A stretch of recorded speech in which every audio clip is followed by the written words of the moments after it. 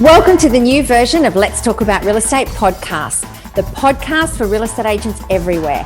I'm Lisa B, and together with Bjorn Kunzel, we're going to talk about everything real estate. We talk about what's working, what's not working, what's new, what's old, technology, and anything else to do with real estate. We'll answer your questions from the Facebook group Let's Talk About Real Estate. So if you have a question, we can help. Join the Facebook group today. And again, welcome to the show. Bjorn! Lisa! This is our first episode of Let's Talk About Real Estate together. Welcome to the show and welcome to being a co-host on the show. Thank you, Lisa. Looking forward to talking all things real estate with you, my friend. I know, how exciting. So today we're going to talk a little bit about Big Brother, or quite a bit about Big Brother and Danny Hayes, which I think it's great. We've got one of our own in the Big Brother house. I've never, ever watched Big Brother in my life before. And it's only because of Danny and the real estate connection that I thought, you know what, I'll check it out. And I've actually enjoyed it, I'd hate to say. But it's funny you say that, Lisa, because I'm not a Big Brother fan at all. But when we started speaking about that, we were going to, talk about Danny, I started watching a few episodes, and I was up until I think 2 o'clock in the morning just watching episode after episode after episode, because he's bloody entertaining. I tell you what, it's I know him from $1 Million Bogan, and I've loved him from there, just that he's just rough, rugged and raw in himself. And he's bringing it to the house, and I like it. He's being himself. It's really, really good to watch. Yeah, no, he's a crazy kind of guy. And like you said, he's a loose cannon. And that's what people love about him. And people gravitate to him because he's like that. He's up front. And I mean, I love people that are up front. And so, he's going to attract his tribe being himself, which I think he is being himself completely within the house. I think, from what I know of him, he's definitely himself. But anyway, well, he's definitely strategizing and being a bit tactical as well. But he's doing it in an upfront way, which I love. Like, I love it how he just says to people, "Sorry, but you're gone. If it's me or you, like I'm not dancing around it. My life is with you. I'm voting you out if I get the opportunity." I like that. It's upfront. It's refreshing for people to know where they stand. Same. It's good. Same. I like it. I like it too. All right. So first of all, I just want to say, you being on the podcast for the first time, I just want to say a little tiny bit about you first, if that's okay. So your GCI is normally between about 400 to 500K a year. And you've always been like a solo operator. You don't have assistants or an EBU, like an effective business unit. It's always just you, maybe a VA and technology. So you use a lot of technology to help you get the results that you get. So a lot, I would say too, those figures could be equivalent to what $1 million agent is earning once they're taking out wages and assistance and all that sort of thing. So I think that's very much what I want Let's Talk About Real Estate to be about. Is not about killing yourself, making money or pushing that $1 million listing and $1 million agent kind of thing. It's pushing, getting good results and having an amazing life as well. I think we should work hard and play hard. And so I think you have really, perfected that, or perfecting it. That's something I think from the outside looking in that you are really striving to do. Is that right? Well, Lisa, I learned early in my career, being in real estate for 14 years, I did want to be $1 million agent, $1 million performer. But the more I looked into it, the more I researched, I realized it involved running teams. And I didn't want to be in a situation where I was just working and not having a life. And it seemed to me that unless you were willing to employ a bunch of people to, work with you in your business to get those results, you were just burning out. And when you talk about real estate, it's always, everybody talks about this gross commission income. And I think the industry needs to get that word out of the vocabulary, because it's all about net take home pay. Yeah, exactly. And I'm more focused on, earning a good dollar and having a 5-day-a-week life where I actually get to have a life and get to see my kids. Exactly. and get to go fishing and get to go camping and get to go boating. I mean, I've been on 3 holidays this year, Lisa. Yeah. Already with the family, and that's what it's about for me. It's not about Ferraris and Lamborghinis. Yeah. Even though I could have those if I wanted, it's not about that. It's about the work-life balance. Yeah. And I think I've found it. I think so too. So you're on the cold face of listing and selling, which, I'm not. I've been there, done that, had different real estate offices. I still talk to agents every day, coaching and training and all of that sort of thing. So I think, I like it that you're on the cold face, you're out there, you're seeing what's happening, but also too, you're very much about technology, which I love technology and how it can help agents. And, you know, you're very much into that. The other thing I like about you is you're very analytical, and you're one of these people that people like me love, because if I want to buy something, I'll ring somebody like you. You've already done the research on them. So, you know, I love that about you, that I can go, what do you think of this? Oh no, I looked at that and that and that and that and that. And I'll go, awesome. He picked that one. I'll just choose that one. I don't have to do all the research. So that's what I really like about you as well. I like people like you.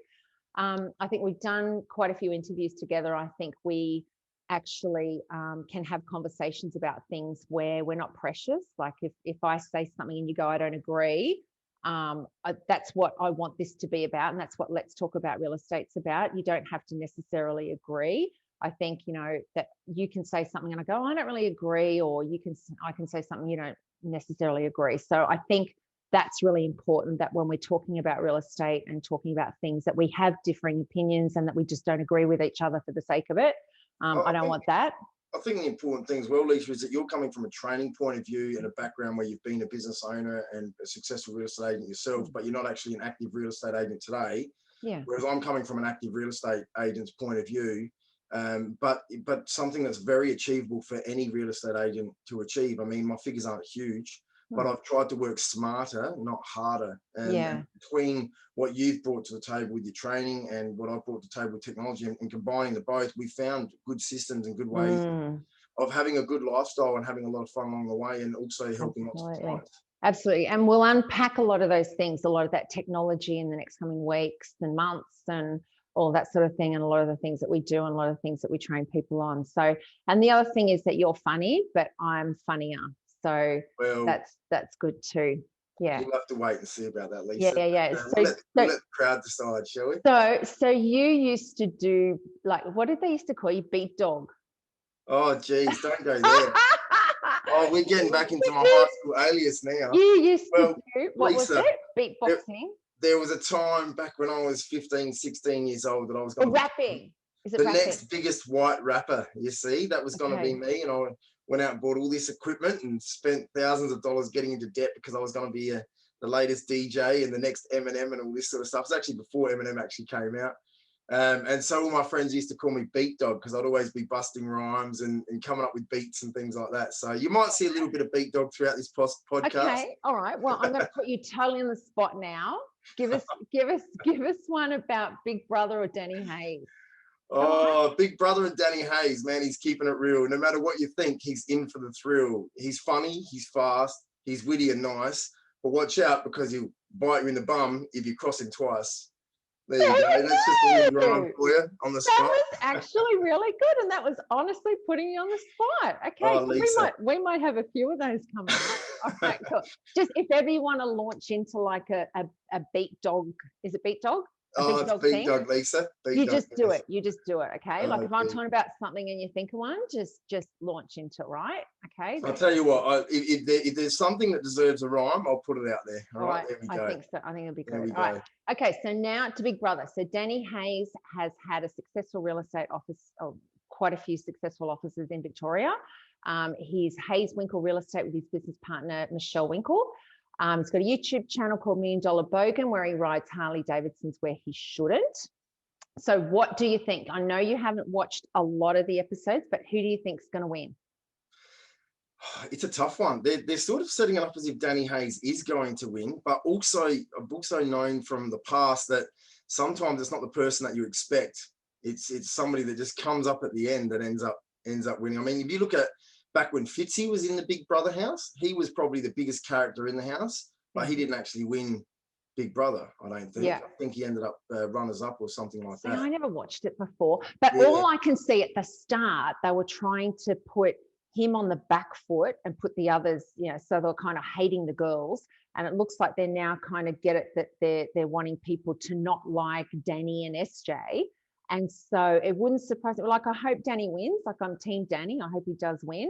But to me, it looks like they're going to try and get, say, Tilly and Marley. I reckon they'll be the final two because Tilly's done all the challenges. Marley's the good-looking guy. I reckon it'll be like, it'll be the younger ones. The younger ones will be going for them. like I've just out of curiosity, I joined one of the Facebook groups for Big Brother, and just to see, like, after every episode, I just kind of scan through, and they're going, I love Danny. Oh, he's this, he's that. Oh, he's crazy. And oh, Danny's this, he's that. And, you know, it's funny the things that they make up, though. It's so funny the things that they make up, like he's married where he's not, you know, he's cheating on his wife and he's done this, you know, like he's not even married, you know. So it's really funny the things that the haters write when they, you know, they've got no idea actually what's going on. But anyway. So I think Tilly's the dark horse. She's the one that's sort of sneaking under the radar. Danny's out there, he's up front, but Danny's very strategic, and I think that I wouldn't put it past him if he does actually get it across the line. Or he's definitely going to be top 3. I think. I think so. I think so. So what I've done today is I've kind of gone, what are my thoughts on what Danny's brought to Big Brother, being a leader, being a business owner, team builder, real estate agent, entrepreneur, whatever. What are the things that he's done in the house that he can also do in real estate? So if you like, the lessons that he's brought into there, the strategic thinking that he's done. So he does deals. More importantly, he looks for deals and he looks for opportunities, like at every turn, doesn't he? Well, he's a real estate agent, and that's what good real estate agents do. They're always putting together deals or looking for deals and opportunities, and he's no different in the house. Yeah, I mean, it's. I always say the sign of a good real estate agent is somebody who gets a deal that never existed. Like, you knock on a door of a house that was thinking about maybe selling, you get them to list, you get them to sell, and they move on. That to me is the sign of a good real estate. People didn't know they were going to move before you knocked on the door. That to me is that's when I used to get the thrill. It used to be like, you know, I actually created something that didn't exist before, you know. So he does something that out of nothing. He gets something out of nothing, right? He has contingency plans. He has plan Bs everywhere. Well, you need a plan B. If you don't have a plan B in life, well, you got to be careful. I mean, there's 2 ways of looking at that. I've had two mentors. One said to me, always have a plan B, always have a backup, always have a fallover plan. But the other one always said to me, burn your bridges. Burn your bridges, you can't go back. But in a way of, you know, you always want to know that if this approach or this direction isn't going to get me what I want or what my clients want or to where I want to be, you need to know that you can divert. And he's very good at doing that. He's very good at having multiple ways of getting to the end result. So he's very clever. He's a clever cat. Yeah, I agree. Okay, he's honest and open. He's not sneaky. That's something that most people, when they heard a real estate agent is going into Big Brother, because obviously we've had reputations that go back hundreds of years from being snaky, slimy, salespeople, whatever. I mean, there was an article where prostitutes were more trusted than real estate. So there's that sort of stigma around the real estate agent. I mean, nowadays, since 2009, there's been a lot of heavy regulations in the industry. So it's weaned out all of those dodgy activities, but still, you know, we're only talking 11 years ago, 12 years ago. But everybody loves somebody who's upfront and honest. Do I look good? Do you like my haircut? No, I don't. You know what I mean? Just be yourself and be upfront and be honest. Do I look fat in this? Yes, you do. What else have you got to wear? Be honest. Be honest. Be polite, but be honest. You know, and Danny's very, very honest. And I think that's something that is very hard to find in human beings alone nowadays, let alone in a real estate agent. And I think he nails it. Yeah. Okay. He's vulnerable and he asks for help and he admits his faults. Well, that could be a little bit tactical. I mean, he shed a few tears on the show. I mean, I don't know whether or not that's the emotion really building up or if that's sort of trying to get people to warm, get a bit of empathy, get a bit of sympathy towards him. But he is human and he does show his human side. And he does that in $1 Million Bogan as well. Like there's some clips where he's in all sorts of situations around the world in crazy places and he just breaks down because it's just too much. Yeah. So he just shows that he's a human being and he's got real emotions. But that's what I like about it too, is he is vulnerable and admitting your faults, like to go back to a seller and say, look, I'm really sorry, I got it wrong. You know, I thought this was going to be it, or, you know, whatever. Like just being honest or just saying, you know, or just asking people for help when you're stuck. I think that's really important too. And he does that. People can smell bullshit a mile away, Lisa. My language there, but people are tired of it. And Danny brings refreshing honesty. Yeah, absolutely. Okay. He tries to protect the vulnerable. He does. He tries to be like a bit of an Uncle Danny, in a way. And that's the thing. And you know, I was watching one of his $1 Million Agent podcasts or YouTube videos, whatever you want to call it. And he was saying on there, like little hints and tips to people. And he was saying, look, if you get a little old lady who's just lost her husband, you know, and you're rocking up in your fancy car with your $10,000 watch and your $150 suit, whatever it might be, right? And the little old lady, you know, she's about to go on a nursing home and it's her nest egg. Cut her a deal. Don't be greedy. You know, do it for free, do it for half price, give her something. And that's good, because that showed me when I was watching those snippets of him that he does have a lot of integrity and he does care about people. And that's very, very important in my book. Yeah, exactly. And they're probably wearing $1,000 suits. Okay. Yes, sorry, $150 stock, probably $1,000 suits. That's right. Or $10,000 suits. Okay, so he's loyal and he doesn't like disloyalty. Well, he is. You've seen that in the show where he actually says to people direct to their face that, sorry, it's if I get the opportunity, you're out. You can't get any more upfront than that. Yeah, exactly. And he says, look, it's a game and I'm playing the game and I'm playing it as best I can. Yeah, sorry, blindsided you, but yeah, sorry, that's just part of the game. Yeah. He did blindside, but then he went back. Yeah. And he did say to him that, look, you know, I've done that, right? But what we're going to do is we're going to put up one of our own. So I promise you that. And he comes through with it. He sticks by what he says. Yeah. What he says is what he delivers. He's very congruent. Yeah. Okay, he's an influencer, so he can get people to see his way by showing them how it will affect them. Yeah, definitely. That's just part of his. If you watch $1 Million Bogan, he always talks about reading the play, reading the game, reading the customer, reading where you're at, reading where they're at, reading the direction you can take them. He's very, very good at doing that. Yeah, and you need to do that in real estate. Oh, you do. You need to guide people, and you need to know where this is heading, so you can be 2 or 3 steps ahead at any given time. Yeah.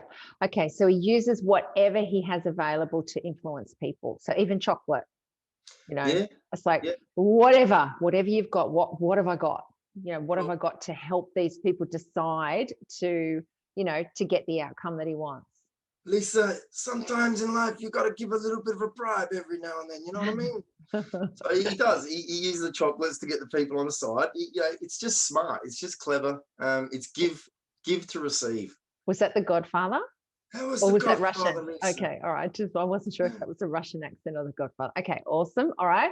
Okay, building alliances, getting everyone focused on the game and the objective of the game, the outcome, the strategy, which it's very upfront. It's like, nah, you know, if we do this, then that's going to happen. So he's always kind of one step ahead of what he thinks the play is going to be, which we need to be in real estate as well, don't we? He definitely knows the direction he's heading in and he sticks to his path and he lets other people join him on that path. But if they're not willing to join him on that path, he doesn't care either. So bye. Yeah. And I, you know, there's that clip where he says, I'm going to be the biggest and the best player of Big Brother that they've ever had. Now, whether or not he wins or not, I'd argue that, yes, he has become the best player because what is Big Brother, right? It's a show for entertainment. Okay. Yeah. So there's a winner at the end because they need to close it somehow. But it's not about who wins Big Brother. It's about how many views they get throughout the show. Now, if they took Danny Hayes out of that show, I can tell you I wouldn't even flick it on. To be completely honest with you. So he's entertaining. I was at poker night with my mates, which I do every Wednesday night after indoor cricket, and they love the guy. They love him more than bloody me, Lisa. And I'm like, what's going on? I'm your friend here. I know he's a good guy. He's a top agent, but I'm your mate. What's going on? They're like, oh, if you want to be more like Danny. Yeah. But, you know, he's loved. He's loved because he's entertaining. Like, seriously, he is a really... People love to hate him or love to love him, I think. You know, it's that. Everyone wants to have fun in life, Lisa. People like to laugh, and he brings that to the table. He does. He's very, very funny. I love it. Nuts. Yes, I do too. He's funny. All right, so he's strategically thinking about winning, who he needs on side, and the vision for how he can make that happen. And he creates the vision for everyone else, which you need to do in real estate. You need to do for your buyers, your sellers, your team, whatever, you know, like the vision of how it's going to look. And he's very good at doing that, you know, so that's the personality of real estate agents isn't to go out there and lose. Okay. We don't want to lose listings. We don't want to lose business. We don't want to lose respect. We want to win everywhere we can, win for our clients, win for ourselves. And he made it very clear when he went into that house that he's there to try to win this thing. He's not there just to play the game and become an Instagram star or YouTube star. He's already got that, right? He's already got multiple businesses. He's not looking for fame and stardom. He's not looking to, you know, I'm unemployed and I want to go on Big Brother and then become a radio host. He's not looking for that. He's already made it. Yeah. Right? He doesn't need any of this stuff. He's already got the fame. He's already got the fortune. He went in there because he wants to win. He's obviously a Big Brother fan, and he went in that house to win, and he made it perfectly clear from the moment that he set foot in that house. Yeah. And you know, I think he's the type of person where he starts something and he has to be the best, like real estate agent, business owner, you know, YouTuber. Like when he started his YouTube channel, it's like, you know, he started it and he started doing the $1 Million Bogan, and it was about real estate. And then it didn't really cut it until he bought his ex-wife a Harley Davidson, and then he got like 10,000 views. He was like, oh, hang on a minute, Harley Davidsons. And then he went down that road, so to speak. And, you know, so that's where it kind of morphed into that, because he saw there was a lot more views in Harley Davidson. So we may bring a Harley Davidson into the podcast at some stage. I might. I'll volunteer to ride it, Lisa. All right, I'll ride it into the room. Yeah, we'll have one in the background. Yeah. Right. So the other thing, he's getting Big Brother on side and thinking about what the public are going to think of him. So talking to Big Brother is really actually talking to the public, you know, because he's saying, oh, this is what I'm doing, you know, whatever. So he's very tactical about the way he's representing himself to Big Brother and to the camera. You know, I think he's very much like that too. And we should always be walking around like we've got a camera watching us, and they actually do. Yeah, well, I think he's just keeping it real, Lisa. And I think what you've got to do in real estate, if you want to be successful, you've got to be yourself, whoever you are. If you're highly analytical, be that person. If you're funny, be that person. If you're loving and caring, be that person. Yeah. If you're ultra professional and ultra organized, be that person. Just be the best version of yourself that you can be. Yeah. And he does strive for perfection and for excellence, blah, blah, blah. Let me get my words out. You know, and that's just who he is. But that's what a lot of successful business people, whether they're real estate agents or not, they always want to, you know, be the best versions of themselves. And you should always keep it real. You should never try to be somebody that you're not. And he doesn't. He's exactly himself. Now, when he's doing that, he puts himself out there a little bit. Like he had a few people resign from his office because they didn't want him to be out there on Big Brother. And you know, did he? I didn't know that. Yeah, he did. I was watching an interview, and he actually had a couple of people that literally resigned and from the office apparently because they said, look, don't do this Big Brother thing. It could be detrimental to business, whatever. But I don't think it is. Like if you're really successful, you're going to have lovers and you're going to have haters, right? Yeah. Now, if you don't have any haters, it means you're out there bullshitting people because you're just trying to please everybody, right? Yeah, yeah. So he's got lovers. He will also have some haters out there, but he's not fussed about that. And he was disappointed those people resigned from his office. But he said, you know what? I don't think it's going to affect business because people look at him and go, you know what? I'm tired of all the bullshit in real estate and all the smoke and mirrors and everybody look at me this and my award this and all this sort of rubbish. All that people care about is themselves and what you can do for them, right? WIIFM, what's in it for me, right? And Danny delivers that. He shows them that he's not there for himself. When he talks to people through Big Brother, he shows that he's real. This is me. This is who I am. You love it or you don't. And if you don't, that's fine. You don't need me. You know what I mean? And I think it'd be the same as a real estate. And look, from watching that, if I had a house to sell, that's the sort of guy I want, selling my house. Someone who's not going to bullshit me. You know? Exactly. So he's being himself. He's up front. You know where you stand. He uses humor, which, you know, he's very funny. So that makes people relate to him as well. He makes it known about his goals. Yes. Sorry, were you going to say something about the humor? I was going to say he's very funny. He's funny even when he's not trying to be funny. Just the way that he talks sometimes. You know, he can be funny without even trying to be, just from the way that he speaks. Yeah. Like, I don't know if you saw the episode, they had to do dominoes and they had to like put them around the room and they had to set them up. And so they'd set them up and then he'd just do something and then they'd all go like that. That was his challenge. And he ended up just going, oh, stuff it, I'm not doing it.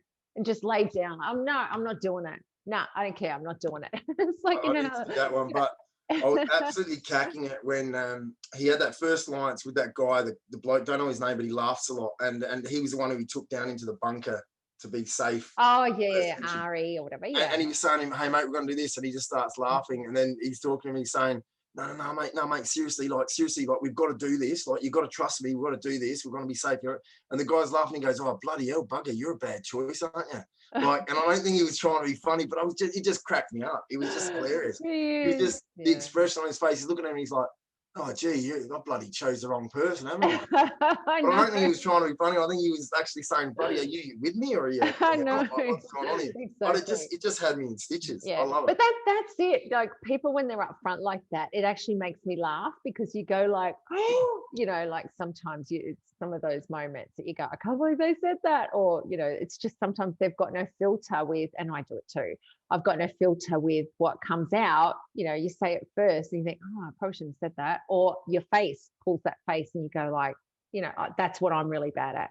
But yeah, I think he's sometimes like just comes out, doesn't think about it. It does. Sometimes. But anyway, all right. So he created a following as an influencer on YouTube and was well known in real estate prior through his video marketing. So he knew the power of video marketing before he went into the house, and got his following, which is very important in real estate as well. Yes, definitely. He's very, very good at that. Like just when it comes to his real estate stuff, and he shows you behind the scenes, and he's with the customers, and he talks about how he's delivered or how do they feel and all that stuff. And it's not polished. It's really rough and cut, but it's real. Yeah. And that's very influential. Real rugged and raw is very, very influential in today's day and age. Big time. Adapts and is flexible. So when he thought there was just him, you know, like that when he had the thing with Jess, and then you know, it was like there was only him and I think one or two others that were left in his alliance, and he was like, holy crap. And then he went, okay, I need to get them on side. And, you know, so he kind of went, holy crap, but then adapted straight away. So that's what we always need to do too, don't we? We need to kind of go, you know, pivots, changes, you know, be willing to kind of flip over the other side. And I think that's why he's such a good real estate agent and successful real estate agent, because he does know, like, when things are going smoothly, anybody can handle that. But when things go wrong, things go pear-shaped, you get curveballs dealt to you, it's how you deal with that that's really important. Yes. Some people just break down and crumble and give up and give in, and he doesn't. He adapts and flips it on its back and goes with a different approach and gets on with it. And that's what we need to be, problem solvers for real estate agents. So, that's all that a real estate agent is, Lisa. Real estate is not about houses. Believe it or not, it's got nothing to do with houses to be a successful real estate agent. It's about connections with people. And it's about solving people's bloody problems. Yes. People go to you as a real estate agent because they've got a problem that needs to be solved. They need to get close to a kid's school. They're going through a divorce or a separation. Somebody's just passed away. Probate's been granted. They need to sell a house for an executive estate. You know, they're upsizing, they're downsizing. The kids are fighting because they're sharing a bedroom. There's always an underlying problem that needs to be resolved. It's not just, hey, I want to buy a house. Hey, I want to sell a house. All right. And there's always a problem that needs to be solved. And the best real estate agents take genuine care in their customers and their clients' problems, and they find out how they can solve those problems for their clients, and they make it easy. And I could see him being very, very good at that. Yeah. Excuse me. 100%. So Danny is being accepted for being himself. He's going to attract his tribe. And in saying that, so we're saying to be yourself, but there's also acceptable behavior that we should and shouldn't do. And I want to talk about some of those things that we all have differing opinions on, right? So these are some of the things I've come up with. So what would you do in a listing appointment or a buyer appointment? What wouldn't you do? So clothes, would you wear a polo shirt in a listing presentation or buyer appointment? Lisa, I think it depends on who you're presenting to. Okay. So it depends on your demographic, depends on your area. So let's say, for example, you're selling $5-10 million houses for doctors, lawyers, professionals. You know, I wouldn't rock up in a polo shirt in that circumstance. Okay. If you're dealing with mums and dads, okay, sometimes being over the top and full suit and tie and cufflinks, it's too much, right? I think what you've got to do to be a good salesperson, a good real estate agent, and a good problem solver is to be able to be like a chameleon, right? You've got to be able to mirror and mimic and be on the same level and be familiar with your clientele. So if I was sitting with a customer in an area where it's predominantly families, you know, I would have just a polo shirt on, and I do wear polo shirts. I'm normally not suit and tie kind of guy because that's not my area. I find that when I wear suit and tie, it puts me up here and it sort of puts the client down here, and I don't like that. I want to be level with my customer. Yeah. So I normally don't dress like this, Lisa. I'll normally have the jacket off, and I'll just normally just have a shirt on, or I'll have a polo shirt branded with my logo, and that's how I go to clients' houses. So it depends on your area. Yeah, it's funny. Like when I was in Mosman, Neutral Bay area, like that was kind of, you know, the higher end market, and I always thought you just couldn't wear a polo shirt around here. No way in the world. And I used to see people in Queensland wearing polo shirts. And I used to think, oh, I don't really think so. But now I live in Queensland, totally acceptable. Totally. You know, it's just the lifestyle here. People are like that. It's not, you know, obviously, you know, some areas they probably would still do that, Brisbane areas or whatever. But it really is a lot more relaxed, you know, relaxed lifestyle. So I think it comes down to your personality and your area. And like you said, being a chameleon, like, you know, kind of adapting for your market. All right. So I win a lot of listings, Lisa, because I normally go out. I've got like a black shirt and it's got my company's branding on it. And then I just wear a suit jacket over the top of that. Yeah. Right. And I'll go down and I'll just have a pair of khakis on, or, you know, some chinos or something like that. Nice shoes, polished shoes. You've got to have clean shoes. Don't rock up with dirty shoes. Doesn't matter what you're wearing. Your shoes have got to be clean. And socks. And socks. Don't have no socks. That should be one. Should you? We'll do that one next. Okay. All right. So yeah. So okay. So the clients will say to me sometimes, Lisa, I'll say, look, I'm not your suit and tie kind of guy. I'm not your flashy car, your Rolex. That's not me. Okay. What you see is what you get with me. I'm a family man. So if you're looking for fairy dust and sprinkles and rock star, maybe I'm not the guy for you. But if you want somebody who's real, who's somebody who won't feed your BS, somebody who's going to tell it like it is, then let's keep talking. And you know what? That at that point in time, with that conversation with my marketplace, I win several listings just from that. Because I'll say, oh, thank God, because we're sick and tired of all the flashiness and all the presentation, all the folders, and we do this and we do that. All we want to know is what we can achieve and how you're going to get us there. You know, last agent bought us for 2 hours and how good they were, you know, all that sort of rubbish. So for my marketplace, yes, if you're in a different marketplace, you've got to assess your marketplace. Yeah. All right. So socks, no socks? I say definitely socks. 1,000,000% socks. Yeah. Okay. Socks. You don't want to stink up someone's house. Oh, they wear little foot socks, don't they, or something? Like sometimes but they wear little ankle socks. Yeah. Look, I think socks. You've got to wear socks. And no shorts. No shorts. No. I don't think, even if it's long pants. 40 degrees outside, I don't think shorts are suitable or acceptable. Yeah. In my opinion. Yep. All right.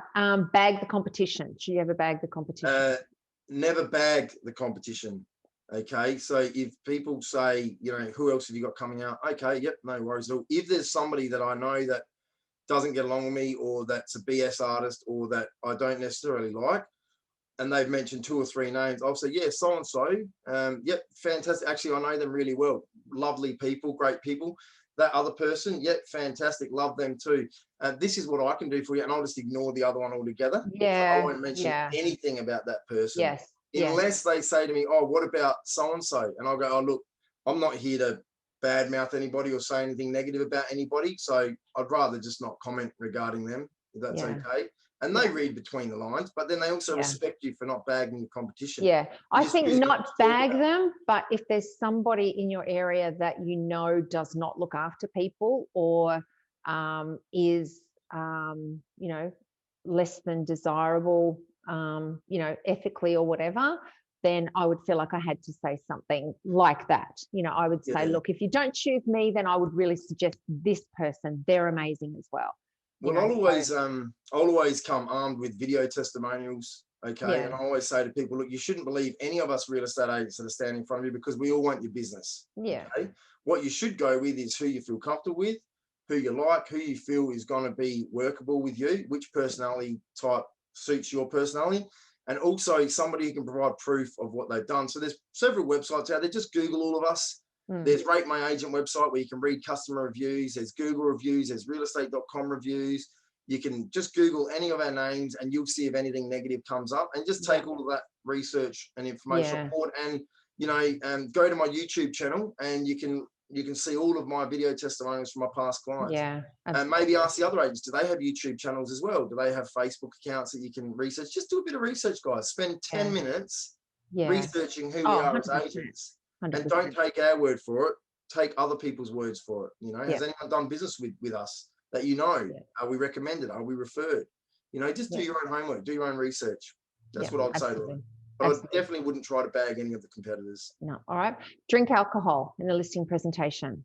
I have, yes. Definitely not if it's 10 o'clock in the morning or 7 o'clock in the morning, and definitely not on a normal occasion. But if you're at a listing appointment, for example, was that one the other day, and this bloke was like a true blue Aussie, right? Tradesman, come home from work, and he was like, oh, bloody hell, mate, I'm beat. I'm about to crack a beer. You want one? And I'm like, oh, no, it's okay. And he's like, come on, mate, have a beer with me. I'm like, all right, mate, if you insist. I said, you don't have to twist my arm 3 times, but twice will get it done. I'm like, let's have a beer together. That creates a connection with the customer, right? So I wouldn't always be, oh yeah, mate, I bloody love a beer. You know what I mean? It's like an alcoholic. I'd always say, no, it's okay, just the water's fine. Okay. Oh, come on, mate, have a beer with me. All right, no worries, mate. I'll have a beer if you insist, you know. Yeah. I think, yeah, possibly. And, you know, to have maybe, you know, if they say, oh, you know, they're having a wine or something, I might go, oh, okay, this much, and just sip it, just so I'm still participating. But you're not going to have 3 bottles and get an Uber home and pick the car up in the morning. You 100% know, not. It's even if they're your friends, I wouldn't do that. If it was a professional listing presentation, you know, I still wouldn't do that. You might do it every other week, but I would still treat it as a separate professional thing, and maybe have half a glass of wine with them and then go out with them another night. I wouldn't be doing that. That's my opinion. No, definitely. I mean, 95 out of 100 times the answer for that is no. But it depends on who your customer is, right? So if you sit down at the table and they're like, oh, would you like a coffee? Would you like a water? Would you like a beer? I'm not going to go, oh, yeah, I'd love a beer, right? I'll be like, oh, I'll have a water, thanks. That'd be great. Yep. Absolutely. You know what I mean? So if they offer you a choice of drinks, go for the non-alcoholic one, go for the easy one, go for the simple one. Water's clean, you know what I mean? I don't drink a lot of coffee because I'm as much as it is. So if I have coffee, I go like a little squirrel off the rails. So I stay away from coffee. But everything has a time and a place, Lisa, and you just got to know when that time and place is. And you'll never ever have more than 1 drink with a customer, because you're driving a motor vehicle, for crying out loud. Yeah, exactly. You'd have to be a bloody idiot to get behind a wheel. And you wouldn't get an Uber home. Okay, swear in front of your clients. Depends on who they are. Again, I definitely wouldn't drop F-bombs, and I definitely wouldn't drop other ruder words than that. But the word bullshit, I find it can be very powerful. Okay, because part of my listing presentation will be, look, guys, if you can mind my French, I just want to cut out all the bullshit and all the smoke and mirrors, right, which you're probably used to from agents, and just get directly down to what you want to do, when you want to do it, where you wanting to do it, and why you wanting to do what you do, and then come up with a solution for you. So is it okay if we just cut out all the fairy dust and all the sugar coating and just get straight down to it? And people go, oh, thank God. Yeah, that's what we want. We just want no bullshit, straight up approach, Bjorn. So that's probably the only word that I would use, and it depends on how your customer's talking. As well. Once again, be a chameleon. Yeah, absolutely. Burp. And the reason I asked this is that I was at a shop the other day, and the guy actually burped. I would never burp, ever. Yes. Ever. I know. I can't stand it when I'm eating dinner or eating lunch or something, and there's people that burp around me. I think it's just downright disrespectful. Stinks. It's smelly. I don't want to be around that. And it's like saying, well, I finished eating my food and I don't give a shit about you. And you're halfway through eating. That shit puts me off. Mind my language again. But that puts me off. So definitely. I say that's a big no. You got to have manners and be polite. I know. It didn't even blink. Exactly. Have some respect. All right. So have a structured listing kit or not? Like go in there very structured or not at all? You do need structure. Okay. I've got my own systems of structure, and it doesn't involve flashy brochures and pamphlets, and it's not about me. When I sit down with my clients, my listing presentation involves sitting down with them first, and it involves talking to them and having a conversation. So what are you wanting to get out of today's meeting? What are you trying to achieve? Yeah, you're very flexible, aren't you? Yeah. Look, most of my business is referral based, Lisa. It's about 85 to 90% referral based now, and the rest of it is basically comes from technology. And I find that people want to engage with somebody, so you don't want to, whatever way you are, whether you're ultra structured, or you just sort of go in there and freestyle like I do. The one thing you want to do is you want to create a two-way conversation. Yeah, definitely. You don't want to talk at people. You want to have a conversation with people. You want to get them involved. So what do you think about that, Lisa? Yeah. So we've got option A, B, and C. Which option do you like, Lisa? How would you like to sell your house, Lisa? Have you sold a house before, Lisa? Get you talking. You know, listings are for listening. Yeah. I know I talk a lot, but in a listing presentation, I'll get the customer to talk a lot and I'll listen as much as I can. Yeah. And the words that come out of my mouth are just delivering sharp information straight to the point. Yeah, definitely. All right. So be a rock star, pull up like you're a celebrity. Treat yourself like a celebrity. Depends again on your area. If I did that in my area, I wouldn't get business. No. Okay. My area, just to understand, there's about 6 schools within 5-kilometer radius. It's a very, very mum and dad orientated, and it's very family orientated. So I drive a Mitsubishi Pajero Sport. It's a new car. It's nice. It's neat. It's tidy. It tows my caravan, tows my boat. It's a good car. It's a top of the range one, but it's not a $100,000 Land Cruiser either, and it's not a Ferrari or a Lamborghini or a BMW. But it just shows that I'm a family man. But who am I dealing with? Who are my customers? My customers are families. Yeah. When they see me most of my customers that I go to have got 4-wheel drives as well, and they've got caravans and they've got boats and things like that. So it's just about being relatable to your client. Now, if I went to the most expensive suburb of Adelaide, my car will probably lose me business, right? Because that's the car that I've chosen. Because if somebody's selling a $5 or $6 million house, then yes, the Ferrari, the Lamborghini is going to probably impress that person. It just depends on who your clientele is. And you've really got to be specific about that. I don't have my car branded either, because not everybody wants everybody to know there's a real estate agent at the front of their house. Yeah, exactly. I've got the number plate real estate, but that's it. So yeah, so I think that's a personal one again, and I think it's for the individual agents to weigh up their marketplace and determine where their average price sits and what sort of clientele they're dealing with. Because once again, you don't want to set yourself in a situation where you're putting your clients here on this level and you're trying to show them that you're on this level, because I find that's not creating relationships. No, exactly. Yeah. All right, smoking. Is there ever a time where an agent should smoke? I don't smoke, and I never would smoke with a customer. That's just me. I think it stinks. If you've got, say you had a husband and wife team and the husband's out the back smoking cigarettes, well, the wife might have been getting the husband to quit cigarettes smoking for years, but can't get him to quit. And the husband offers you a cigarette, and if you go, oh, no, thanks, not while I'm working, that's going to go a long way with that. Yeah. Wife. But if you're like, yeah, no worries, you start having 10 cigarettes with the husband, and the husband normally only has 5 cigarettes. Now you've just lost the business right there, because the wife now is thinking, what are you doing? You're encouraging my husband to smoke. I think it's similar to drinking. You know, I think you just got to be, I think you just got to read your play, you know, you've just got to read your customers. But I just don't like smoking at all. I mean, I've been at open houses, you know, walked into open houses before, and an agent's been there. This was a few years ago. An agent's been there and, you know, took a drag of a cigarette and then, you know, threw it like this off the front balcony when everybody walked in. It was like, are you serious? Like, yeah, that's a massive sign of disrespect. Yeah, I wouldn't go anywhere near that agent with a 10-foot pole. Exactly. I wouldn't either. Okay, wear your shoes into somebody's house. I don't.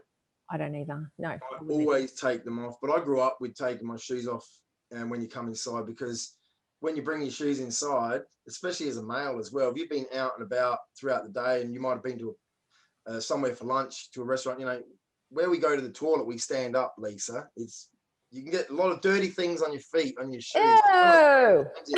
If you go to a Chinese person's house and you wear your shoes inside, the business is gone. If you go to a lot of the Middle Eastern countries and you don't take your shoes off, the business is gone. Now, I always take my shoes off until the customer says, no, don't worry about it. I go, no, that's okay. I've got a little bit of dirt on them. I don't want to bring dirt in your house. I've just been to a development site, or I've just been outside or whatever. Yeah, I'd always. My mum and dad always taught me to take my shoes off. I'll always take them off. Yeah. Unless they go, mate, put your bloody shoes on. What are you doing, mate? Get your shoes on, otherwise I'll kick you out the house. Okay, then I'll put them on. Yeah, exactly. But otherwise, 100% always off. And another thing, when you're hosting an open inspection and it might be wet or muddy outside, and you're asking people to take their shoes off, don't be that idiot real estate agent, that hypocrite who's standing inside with your shoes on. Take your bloody shoes off too. Yeah. Do you know what I mean? If you're going to ask somebody else to do something, do it yourself. Definitely. So no shoes for me. No shoes. Definitely same. Park in someone's driveway. To me, that is a no-no. Don't ever park in anyone's driveway. Ever. Yeah, I agree. Don't park in someone's driveway. The only time I'll park in someone's driveway is if I'm doing an open inspection and there's limited parking space out the front. And if I put my car at the front, it's going to take away the opportunity for somebody else to park. And Yes. I can't park here. I can't. Oh, I'm out of here. That's the only time I'll park in a driveway is to free up parking room for a customer at an open inspection. Yeah. Apart from that, 100% no. Yeah. 100% no. And I'll normally park across the road from the house that I'm going into, so I'm not in front of their house either. Yeah, same. Right, use their toilet. Big no-no. No. I mean, if you're absolutely busting and you haven't had the common sense to stop in at a service station or something else, McDonald's. Yeah. You're not going to sit there and wet your pants, are you? Yeah. But ultimately, plan ahead. If they've fed you three cups of tea and whatever, and you're absolutely busting, then, but try not to. I think 100%. Try not to. Yes. Every circumstance, unless you're about to wet your pants, don't use their toilet. Exactly. Don't use their toilet. Answer your phone. In a listing presentation. Yes. 100% no. No. 100% no. Your phone should be on silent before you even go into that appointment, out of respect for those clients. You should be on time out of respect for those clients as well. Yes. And definitely not answering your phone. No. The only exception to that would be if you were waiting on an emergency call, someone was in hospital or something, and you said to them, look, I'm really sorry, I've just got my phone facing up just in case, I've got an emergency happening at hospital or something, and I'll only take it for that, but I'm really sorry, but it's just an important call. So, I won't answer my phone unless it's that. You'd preempt that at the beginning of the appointment, like, sorry, I've got my phone, it's on silent, but my wife's got some issues with the kids at the moment, so I've just wanted my phone there just in case it's an emergency call. But that's the only call I'll take. Is that okay with you? Yeah. Yep. Absolutely. Okay. Fantastic. All right. Now, how can we help you? If you know what I mean? Absolutely. But definitely don't answer your phone. All right. So, is there anything else you can think of? Any other kind of behavioural things that we should or shouldn't do? I think you just got to be yourself. But you got to be respectful. You got to be polite. You got to understand that you're in somebody else's home. You've got to treat it that way and be professional. And still be professional. Yeah. And be empathetic towards their situation as well. Yeah. And just show that you're caring and respectful. Respect goes a long way. Exactly. And for any of our listeners, who do you think is going to win Big Brother? Do you think Danny's got a chance? And what do you think about all the things that we've said about the behavioural yes, no socks, yes, no smoke, yes, no drink, yes, no swearing, all of that sort of thing? Give us your feedback as well. And then we are on again next Wednesday, Bjorn, for our next podcast. Looking forward to it.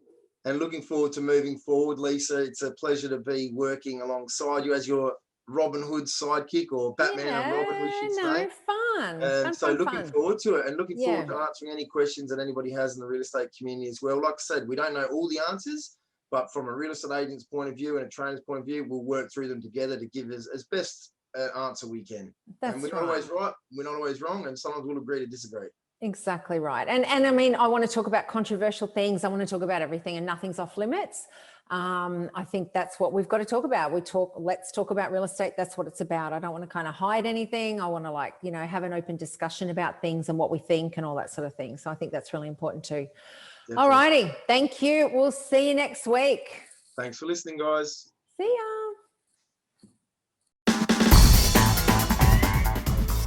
Thank you for listening to Let's Talk About Real Estate podcast. We hope you enjoyed the show. If you have a question about real estate, then please join the group on Facebook, also called Let's Talk About Real Estate. For those of you who are interested in EXP, please join us at 10 a.m. Brisbane time every Wednesday morning for EXP Explained. Thank you again for joining us, and don't forget to subscribe to the podcast, and see you next week.